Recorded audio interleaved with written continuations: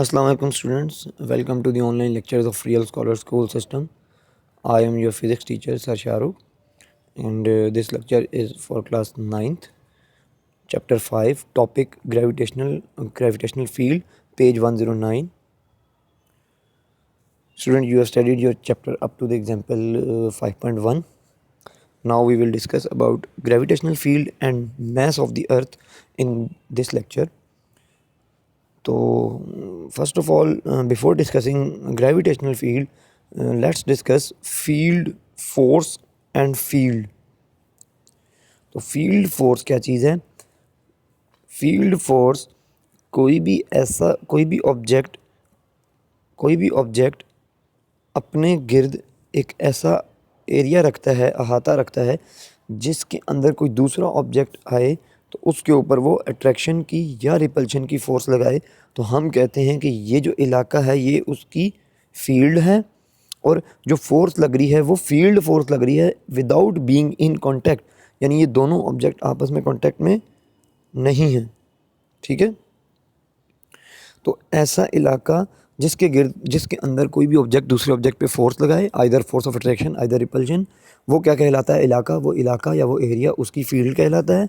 और उस फील्ड की वजह से बेशक ऑब्जेक्ट जो है वो कांटेक्ट में नहीं भी आया उस ऑब्जेक्ट के साथ, जो आने वाला ऑब्जेक्ट है, फील्ड के अंदर आने वाला ऑब्जेक्ट, बेशक वो पड़े हुए ऑब्जेक्ट के साथ कांटेक्ट में नहीं भी आया, तब भी उसके ऊपर एक फ़ोर्स लग रही है। किस वजह से? फील्ड की वजह से। तो उस फोर्स को क्या नाम दिया गया है? फील्ड फोर्स का नाम दिया गया है। तो यहाँ पे स्टूडेंट्स ग्रेविटेशनल फील्ड जो है ये भी आपकी ग्रेविटेशनल फोर्स जो है ये भी आपकी फील्ड फोर्स है। और ग्रेविटेशनल फील्ड क्या है? अर्थ के गिर्द वो इलाका जिसमें अर्थ किसी दूसरे ऑब्जेक्ट पे फोर्स लगाती है अट्रैक्शन की। ठीक है, तो नोट्स में मैंने ना इससे रिलेटेड क्वेश्चंस बनाए, उन्हें देखते हैं और वहाँ से स्टडी करते हैं इन टॉपिक्स को। तो आप भी अपने नोट्स ओपन कर लें और बुक्स भी साथ ओपन किए रखें। तो क्वेश्चन नंबर 8 देखेंगे आप, यहाँ पे फील्ड फोर्स के बारे में ही है। ठीक है, तो फील्ड फोर्स जो मैंने आपको समझा दी, यहाँ से आप याद कर लेंगे, लेकिन साथ ही यहाँ पे कुछ एग्जांपल्स गिवन है आपको कि देखें मैग्नेटिक फोर्स, मैग्नेटिक फील्ड और इलेक्ट्रिक फोर्स या इलेक्ट्रिक फील्ड, ये भी इलेक्ट्रिक फोर्स या मैग्नेटिक फोर्स भी क्या हैं? फील्ड फोर्सेज हैं, यानी ये कुछ एग्जाम्पल्स हैं उनकी। अब क्यों? क्योंकि मैग्नेट भी अपने गिर्द ऑब्जेक्ट के ऊपर फोर्स लगाता है विदाउट बीइंग इन कॉन्टैक्ट, और उनको अपनी तरफ खींच लेता है मेटल्स को। ठीक है, मैग्नेट, तो मैग्नेट के गिर्द भी कोई फील्ड होती है जिसे आप मैग्नेटिक फील्ड कहते हैं, और वो जो फोर्स लगा के अपनी तरफ खींच रहा है वो कौन सी फोर्स है? मैग्नेटिक फोर्स, जो कि फील्ड फोर्स है। इसी तरह दो चार्जेस भी एक दूसरे के ऊपर फोर्स लगाते हैं, अगर सिमिलर चार्जेस हैं तो अट्रैक्शन की, और अगर डिफरेंट चार्जेस हैं, अपोजिट चार्जेस हैं तो रिपल्शन की फोर्स, अपोजिट चार्जेस हैं सॉरी तो अट्रैक्शन की, और सिमिलर चार्जेस हैं तो रिपल्शन की फोर्स लगाते हैं। तो वो भी क्यों लगाते हैं? Due to their fields present around them. और वो फोर्सेस कौन सी लगाते हैं?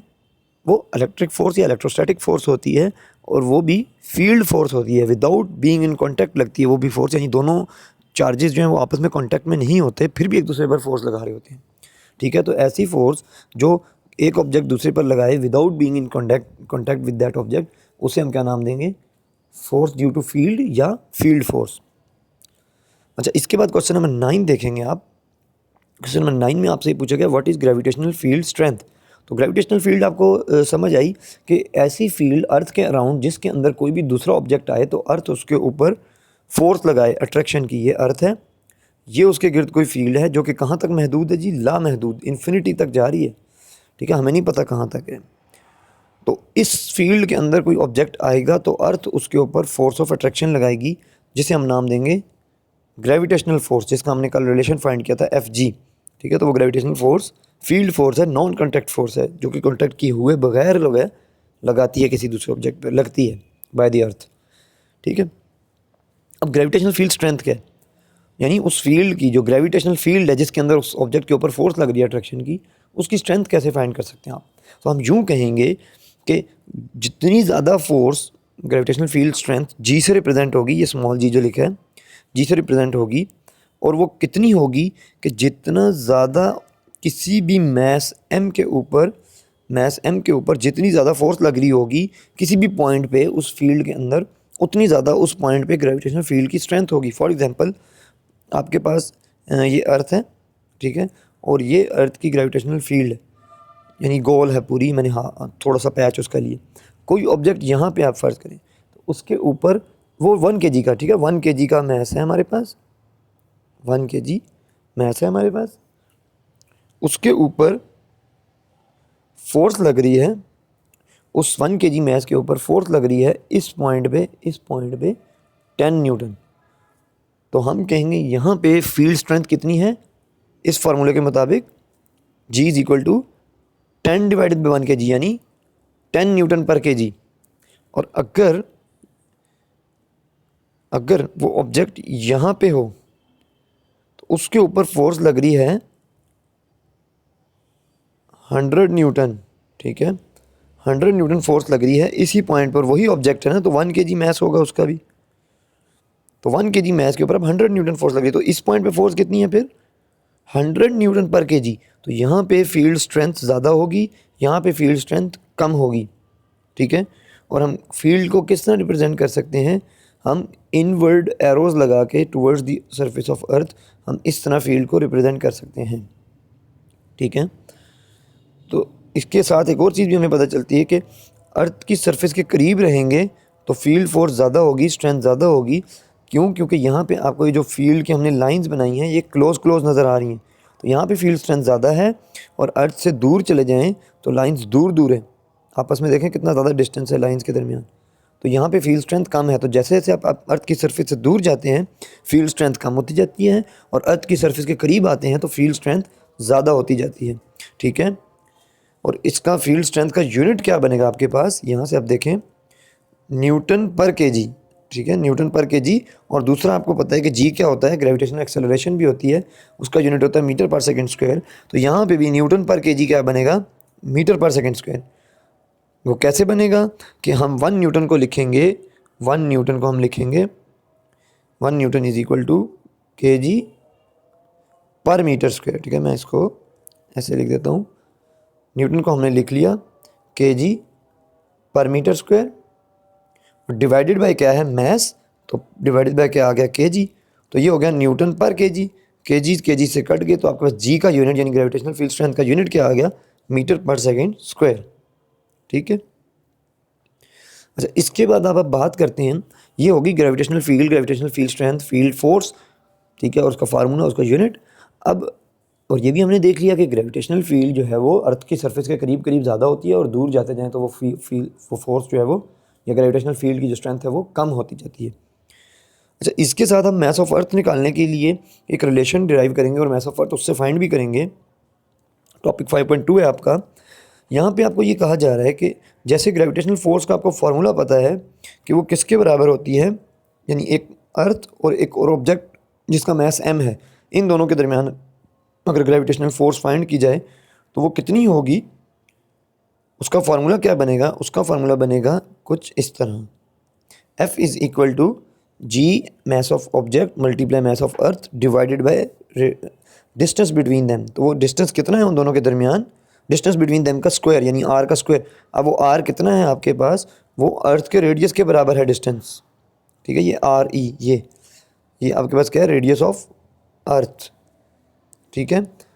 ये उनके दरमियान डिस्टेंस है, तो इसका स्क्वायर डिवाइड में आ जाएगा। और मैसेज कौन से हैं, दो, एक मैस m है जो ऑब्जेक्ट का मैस है, और एक मैस अर्थ का मैस है, ठीक है। उन दोनों के बेसिकली ये जो डिस्टेंस होते हैं उन दोनों के सेंटर्स के दरमियान ही होता है, ठीक है।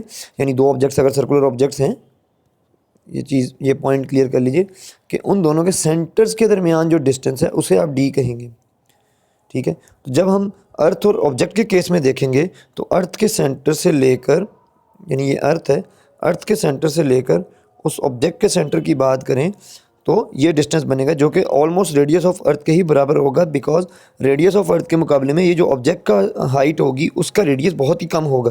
तो हम इसको नेगलेक्ट कर देंगे, तो हम ओवरऑल यहाँ से यहाँ तक को हम रेडियस ऑफ अर्थ के बराबर ही कंसीडर करेंगे, ठीक है। अब यहाँ पे करना आपने कुछ इस तरह है कि आपको ये बात पता है कि जो ऑब्जेक्ट है उसको ग्रेविटेशनल फोर्स के मुताबिक अर्थ अपनी तरफ खींच रहा है, और दूसरी फोर्स एक आपके पास और भी है जिसकी वजह से ऑब्जेक्ट जो है वो सरफेस ऑफ अर्थ की तरफ खींच रहा है, सेंटर ऑफ अर्थ की तरफ। वो कौन सी है, उस ऑब्जेक्ट का वेट। अब चूंकि इन दोनों फोर्सेस का काम एक जैसा है तो यानी इन दोनों को हम इक्वल लिख सकते हैं, दोनों बराबर हैं, ठीक है। जो मैग्नीट्यूड इससे आएगा वही उससे आएगा, ठीक है। तो हम इस फोर्स को, वेट को, इस ग्रेविटेशनल फोर्स के इक्वल लिख सकते हैं, यानी हम लिख सकते हैं F G is equal to gravitational force, यानी ये वाली force is equal to weight, और वेट की जगह हम लिख देंगे W is equal to M G, और ग्रेविटेशनल फोर्स की जगह ये फार्मूला। अब मज़ीद हमने क्या करना है, हमने मास ऑफ अर्थ फाइंड करना है, और हम क्या करते हैं, हम इस मास को, इस स्मॉल मास को यहाँ से काट देते हैं, तो हमारे पास G, capital G M E divided by R square बच जाता है। ठीक है, और फिर हमने चूँकि मास ऑफ अर्थ को फाइंड करना है तो हम इसको यहाँ रहने देंगे, कैपिटल जी को उधर ले जाके डिवाइड कर देंगे और आर ई स्क्वायर को उधर ले जाके मल्टीप्लाई कर देंगे। तो इस जी के साथ, स्मॉल जी के साथ आर ई आके मल्टीप्लाई हो गया और मास ऑफ अर्थ उधर जाके डिवाइड हो, सॉरी ग्रेविटेशनल कांस्टेंट जो जी था कैपिटल, वो उधर जी के साथ नीचे जाके डिवाइड हो गई। ये अब सिंपल हमने वैल्यूज़ पुट की और अपने सिंप्लीफाई किया तो आपको मास ऑफ अर्थ फाइंड हो गया, जो कि 6 × 10⁻24 kg आया। इस सिंपल मैथमेटिक्स को ज़रा देखें, ठीक है, कुछ ज़्यादा ही सिंपल है। इसमें आपने रेडियस ऑफ अर्थ पुट करना है, जो कि आपको मालूम होना चाहिए, याद रखना पड़ेगा आपको, 6.4 × 10⁻6 मीटर्स, और ग्रेविटी की वैल्यू आपका सरफेस ऑफ अर्थ के करीब तरीन, क्योंकि ऑब्जेक्ट बिल्कुल ही सरफेस ऑफ अर्थ पे पड़ा है, तो यहाँ पे ग्रेविटी की वैल्यू होती है 10 metre per second square, divided by gravitational constant की value along with its unit. जब आपने लिखना है उसके बाद सिंप्लीफिकेशन करनी है कैलकुलेटर से और कटिंग करनी है आपने उसकी यूनिट्स की, तो आपके पास आंसर क्या आ जाएगा, 6 × 10⁻24 kg, 5.99 आएगा। आप उसको 6 लिख सकते हैं, × 24 kg। बाकी आप इसको प्रैक्टिस करें, ठीक है। और नेक्स्ट हम इंशाल्लाह अपना अगला टॉपिक देखेंगे 5.3, और इसको नोट से याद करें। और प्लस एक चीज़, जो नोट्स में क्वेश्चन नंबर 5 है आपका, the difference between capital G and small G, ये भी आप लोग ख़ुद से देखें, ठीक है, तो जरूर समझ आएगा। और ये आपका होमवर्क भी है एक किस्म का, ठीक है। अपना ख्याल रखें, पढ़ते रहें। अल्लाह हाफिज़।